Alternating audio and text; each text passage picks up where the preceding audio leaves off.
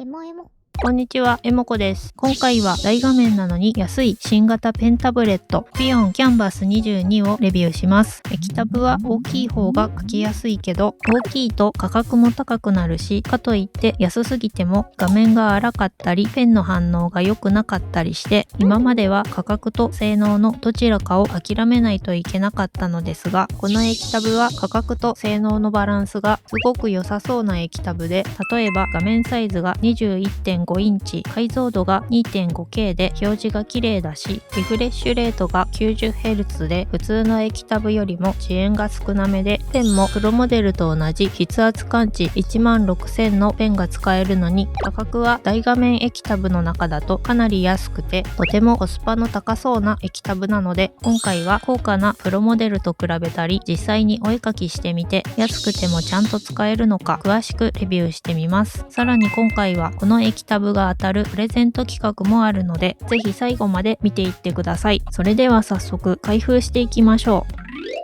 付属品は説明書、電源アダプター、パソコンにつなぐケーブル、お絵かき用手袋、クリーニングクロス、スタイラスペンとペンホルダーがついていました。ペンホルダーがよくできていて、縦置きと横置き両方できたり、裏側に芯抜きがあって、中に替え芯が10本入っています。スタイラスペンは上位機種のキャンバスプロと同じペンタッチ 4.0 のペンがついています。充電不要で軽く、グリップ付きで持ちやすいです。ボタンが金属製でしっかりした作りになっています。プロモデルのペンと違って頭の消しゴム機能はありません。液タブは樹脂製ですがラメ加工されていて、見た目は金属のような質感になっています。重さは 3.6kg で見た目より軽いので、使わない時に片付けたりちょっとした移動もしやすそうです。画面サイズは 21.5 インチ、比率は16対9で、縦は A4 用紙より少し短く、横は2枚ちょっとで iPad Pro 13インチと比べるとかなり大きいです。ボタンは右上に電源ボタンが1つあるだけのシンプルな作りで、上にペンホルダーも取り付けられます。付属のスタンドは無段階で好きな角度に調整できます。下にゴム足がついていて、手を動かしてもガタガタせず安定感があります。ベゼルが細めなので足の方で手が少し外にはみ出ますが、その代わり大画面液タブの中ではコンパクトで画面を立てられるので、絵を描かない時に普通のモニターとしても使いやすそうです。ベサマウント対応でスタンドを外すとモニターアームに取り付けられます。この液タブはパソコンにつないで使うので、付属の電源ケーブルと USB-C ケーブルでパソコンとつなぎます。 USB-C がないパソコンは HDMI と USB-A の2本でつなぎます。ケーブルが蓋で隠せて配線がすっきりするのがいい感じです。別の液タブから乗り換える人は最初に古い設定アプリを消して公式サイトから新しい設定アプリをインストールします。設定アプリはペンの書き心地やボタンの設定、画面に表示するバーチャルキーボードやショートカットキーの機能などを細かく調整できます。ペンが反応しないときは作業領域で液タブの方を選んだり、 Windows インクをオフにすると直ります。裏側が光る間接照明のような機能もついていて、部屋の雰囲気や気分に合わせて色を変えられるのが面白いです。もちろん光らせないこともできます。画面の表示がおかしいときはパソコンのディスプレイ設定で表示画面を拡張するを選んで、拡大縮小を100から150にすると直ります。液タブを2台目のモニターとして使うときは、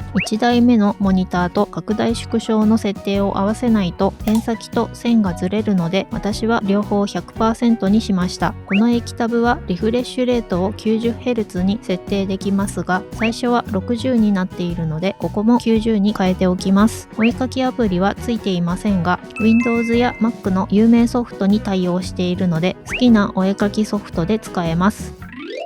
次は画面の性能をチェックします。色域はプロ向けの液タブより少し狭めですが、発色は綺麗な方だと思います。画面を真っ黒にすると下の方にバックライトの明かりが少し見えますが、作業中はそんなに気にならないです。工場で正確な色に調整されているので安心して使えそうです。明るさや色味は電源ボタンを長押しして画面上のメニューから変えられます。カラープロファイルが sRGB になっているので、印刷物を作る人は Adobe RGB、Apple 製品で使う人は P3 に変えると良さそうです。目が疲れにくいモノクロモードもついています。表面がアンチグレア処理されていて映り込みが少なく適度な摩擦感があってペンがツルツル滑りにくいです。アンチグレアの画面は映り込みが少ない代わりに少し白っぽく見えたり指紋が目立ちやすい特徴がありますが、上位機種のキャンバスプロは最新の第3世代アンチグレアで白っぽさが抑えられていたけど、この液タブは今までと同じ第2世代のアンチグレアなのでプロモデルより少し白っぽく見えやすい気がします。白っぽさは設置位置や角度を変えると目立ちにくくなるので気になる人は調整すると良さそうです。後から発売された分逆にプロモデルより高性能なところもあってリフレッシュレートが 90Hz なので普通の液タブよりも表示がスムーズでブラウザをスクロールした時の残像や線を引いた時の遅延が少ないのは嬉しいです。解像度が 2.5K でフル HD より表示が細かく綺麗なので画面のドット感も気になりませんでした。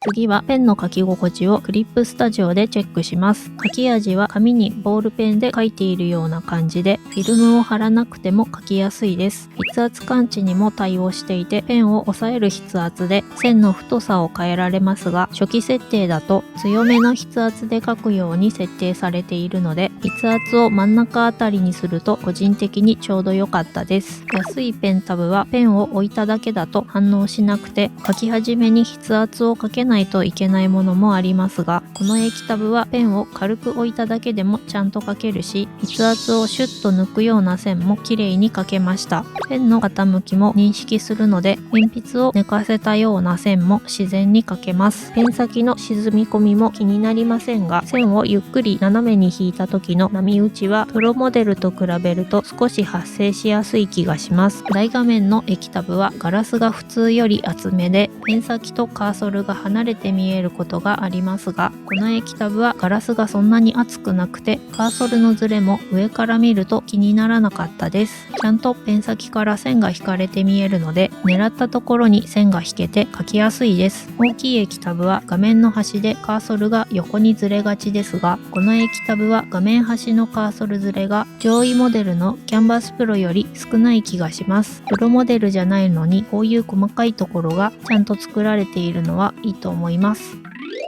ここからは実際にイラストを描きながら、この液タブのいいところ、気になるところをお話しします。いいところは価格と性能のバランスがいいところです。性能を上げすぎて高価になりすぎることもなく、逆に安さ重視で性能を下げすぎることもなく、21.5 インチ 2.5K90Hz の見やすい画面に、プロモデルと同じ筆圧16000レベルのペンも使えて、価格の安さと性能の高さを両立しているところがいいなと思いました。左手デバイスはついてないけど、その分安く買えるので、浮いたお金で好きな左手デバイスが選べるところもいいと思います。書き心地もプロモデルと同じくらい良かったので、大画面の液タブが欲しいけど予算は抑えたい、でも性能も妥協したくない人に刺さりそうな気がします。画面の発熱も下の方が少し暖かくなるかなくらいで、ほとんど気にならなかったです。次に気になるところですが、ソフトの設定が少し手間なところです。この液タブは初心者から中級者向けの製品だと思いますが、一緒に使うパソコンとの相性によっては設定を変えないとペンが反応しなかったり、カーソルがずれたりして最初にいろいろ設定を変えないといけないので、液タブに慣れているプロの人なら気にならなそうだけど、パソコンや液タブに不慣れな初心者の人は少し気になりそうでした。初心者の人は画面がうまく映らなかったり、ペンが反応しないと壊れたかと思って心配する人もいると思うので、とりあえずパソコンにつないで設定アプリを入れるだけで使えるように自動でいい感じに設定してくれるといいなと思いました。あとたまにペンのボタンや作業領域の設定がリセットされることがありますが、今回レビューしているのが発売前のベータ版なので、製品版では治っているといいなと思います。それ以外は価格と性能のバランスが良くてコスパの高い液タブだと思う思うので、気になる人は家電量販店で触ってみてください。この液タブに向いている人は安さと性能の両方にこだわりたい初心者から中級者の人や、小さい液タブから大きい液タブに乗り換えたい人、絵は描かないけどペン入力できるサブモニターが欲しい人に良さそうな液タブだと思います。画面が小さくて良ければもっと安い液タブもありますが、画面が大きい方がキャンバスをあまり拡大縮小せずにかけて快適に作業できると思います。画面が大きいと絵を描かない時に普通のモニターとして使えるメリットもありますが、21.5 インチは2台目のサブモニターにちょうどいい大きさで、